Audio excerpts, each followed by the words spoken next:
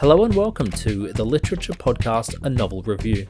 My name is Seamus, your host, and together we will discuss, dissect, and explore the wonderful world of literature. And the wonderful world of literature is a vast and dense jungle, so let's start making our way through, one book at a time.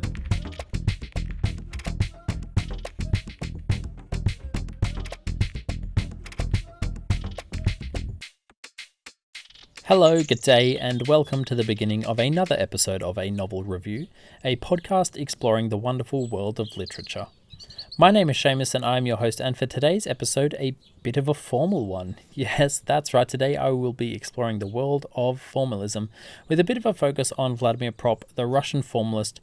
But before I jump into this very formal episode of literature, I always take a moment to reflect on any mantelpiece moments, something to highlight from the week past that's perhaps a bit artistic, and this week it was incredibly artistic because this weekend it was a bit of a wet and dreary one in London.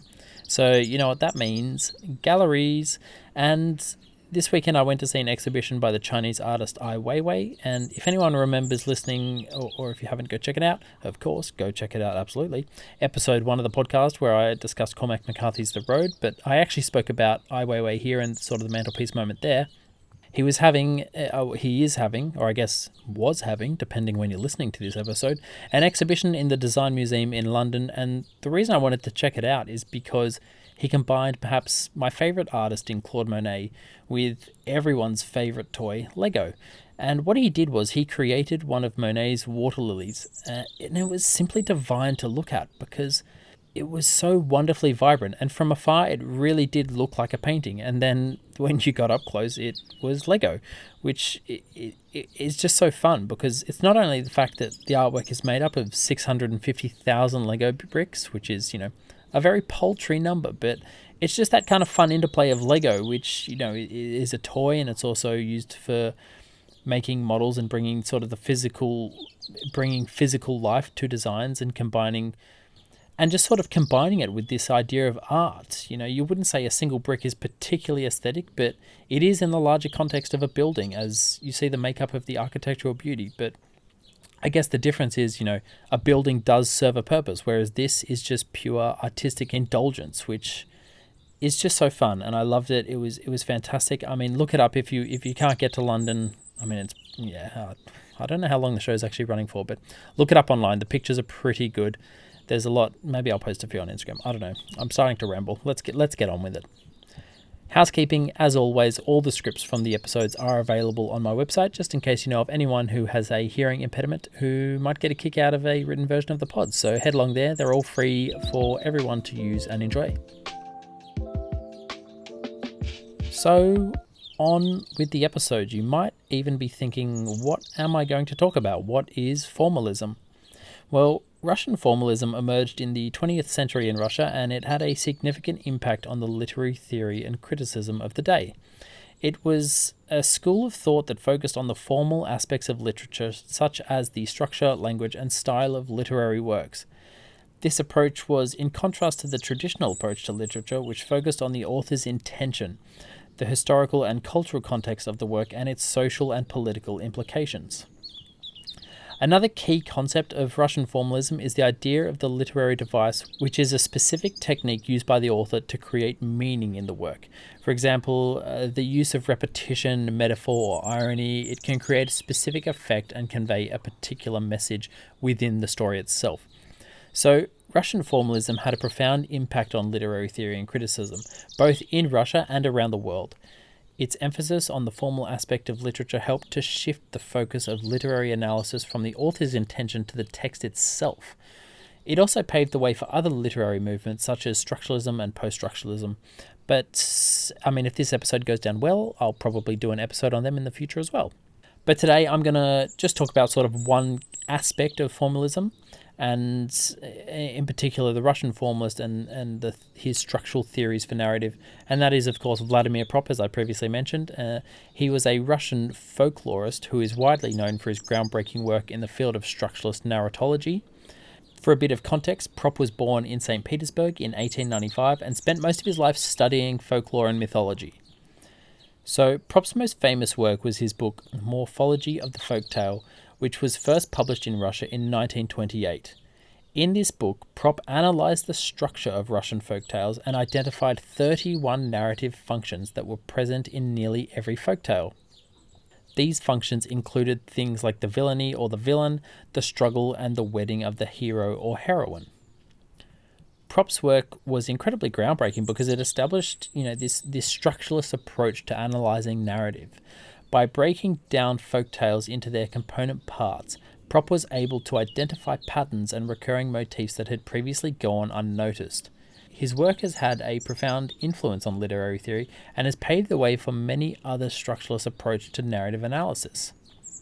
In addition to his work as well, Prop was also a renowned linguist and historian. He wrote extensively on the history of Russian language and of the relationship between language and culture, which, again, there's probably another episode in there as well. My God, they're just coming out my ears at the moment. So Prop's legacy continues to influence scholars in a wide range of fields, from linguistics to anthropology to literary theory and film studies, and his approach to analysing narrative has become an essential tool for anyone who wants to understand how stories work and how they are constructed. He addressed this in his book Morphology of the Folktales, and he identified these 31 functions he believed that were present in all Russian folktales. These functions were the basic building blocks of the narrative structures of these tales. And there's 31, they're very easy to find. Just type in 31 functions, prop, whatever, make up of those words. But I have for you today just the first 5 that I will go through and discuss so that we can sort of start to see and understand just what it is I'm talking about and how it pervades into modern works of literature, because I can't imagine there's that many people that are Russian folklorists and folktalists that are specifically just that these days. We want to know how it's infiltrated the rest of the world. Now, of course, these are just going to be the base functions I talk about, so the reasons I apply them to particular works might not be the reasons someone else uses, but for my purposes, I am going to apply them to some pretty famous texts just so you can understand how it's backed up in sort of a more cultural perspective. So the first function is absentation, and this refers to the initial departure of the hero or the object from the story of their usual setting. Another way to look at this is, of course, our hero is orphaned and removed from his home. So that's the first one, absentation. The second function is interdiction, and this is when our hero is given a prohibition or a command that they must not do something.